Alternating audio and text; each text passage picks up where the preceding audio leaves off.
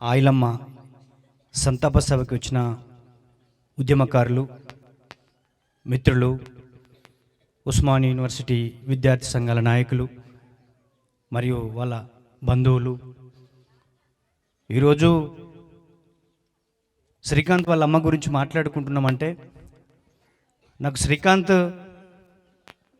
ఒక 7-8 సంవత్సరాల నుంచి తెలుసు.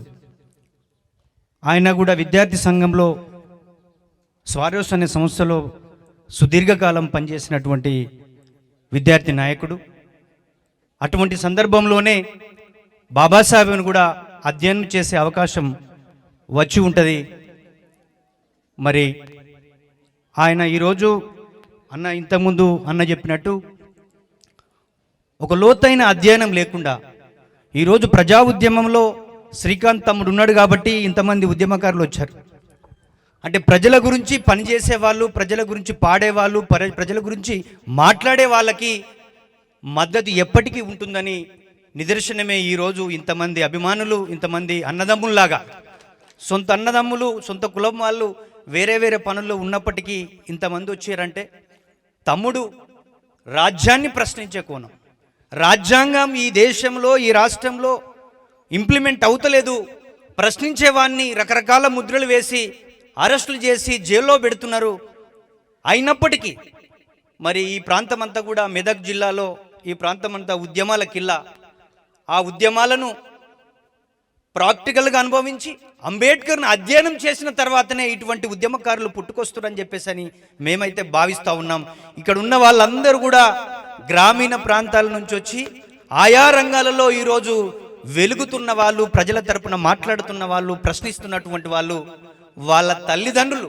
నిజంగా ఏ తల్లి అయినా ఏ తండ్రి అయినా ఏం కోరుకుంటాడంటే, నా కొడుకు మంచి ఉద్యోగస్తుడు కావాలి, ఓ గ్రూప్ 1 ఆఫీసర్ కావాలి, లేకపోతే ఒక టీచర్ కావాలి, ఒక కలెక్టర్ కావాలి అని అనుకుంటారు.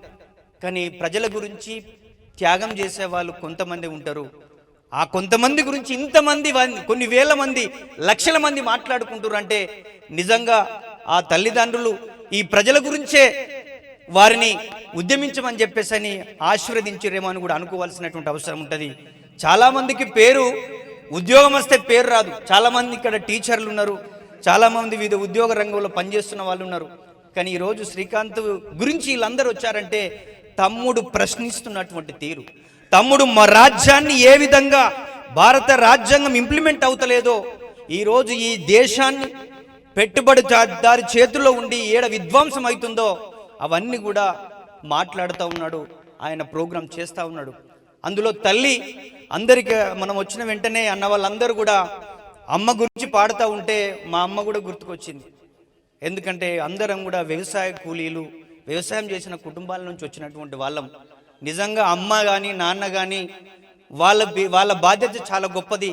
కానీ ఈరోజు సమాజం మీద చైతన్యం చేస్తూ మాట్లాడుతున్న, పాడుతున్న వాళ్ళను కూడా రాజ్యం రకరకాల ఇబ్బందులు పెడుతున్నప్పుడు మనమందరం మద్దతుగా నిలవాల్సినటువంటి అవసరం ఉందని చెప్పి నేనైతే భావిస్తూ ఉన్నా.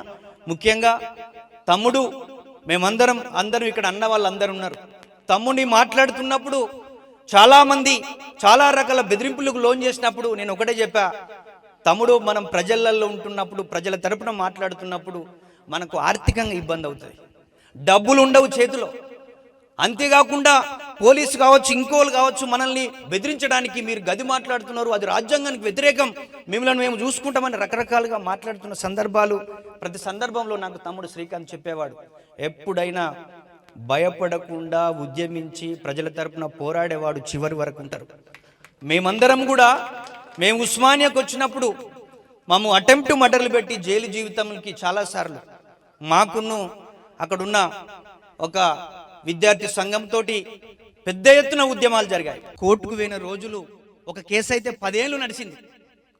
అందుకే ఉద్యమకారులకు మేము ఒకటే చెప్పదలుచుకున్నా, ప్రజల తరపున ప్రశ్నించేటోడు పోరాడుతూనే ఉండాలి, ప్రశ్నిస్తూనే ఉండాలి. తెలంగాణ రాష్ట్రం వచ్చింది కదా, భౌగోళిక తెలంగాణ వచ్చింది కదా, ఇంకేం సమస్యలు లేవంటే ఆ తెలంగాణలో గతంలో 10 సంవత్సరాల నుంచి ఉన్నాయి, ఇప్పుడు కూడా సమస్యలు ఉన్నాయి.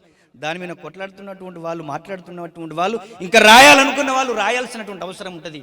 భారత రాజ్యాంగం, ఈ దేశము భారత రాజ్యాంగ పునాదుల మీద నడిస్తే అందరికీ సమాన అవకాశాలు వచ్చే విధంగా ఉంటాయి. కానీ కొంతమంది పెట్టుబడిదారు చేతిలోనే ఈ భూమి ఉంది, ఈ పరిశ్రమలు ఉన్నాయి, ఈ వ్యవస్థ ఉంది. కాబట్టి దాన్ని విముక్తి చేయాలంటే ప్రజా ఉద్యమాలు అవసరం, ప్రశ్నించే వాళ్ళు అవసరం. అందులో ఉస్మానియా యూనివర్సిటీ నుంచి మాట్లాడుకునే మన తమ్ముడు శ్రీకాంత్ ఆ యొక్క వారసత్వాన్ని కొనసాగిస్తా ఉన్నాడు.